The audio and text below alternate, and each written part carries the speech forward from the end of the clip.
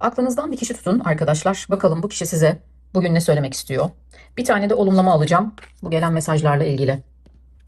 Aklındaki kişi sana ne söylemek isterdi? Evet, kılıç dörtlüsü geldi. Şu birit taşı.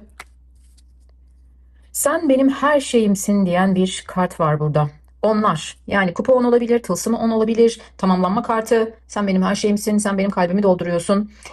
Bazılarınız için bu kişiyle bir ayrılık yaşamış olabilirsiniz. Ayrılsak da beraberiz diyen bir mesaj var. Üçüncü çakra enerjileri var burada. Bir kule enerjisi de var. Belki aranızda bir ayrılık oldu ve bu ayrılıktan sonra aslında bu kişi sizi ne kadar çok sevdiğini öğrendi diyor kartlar.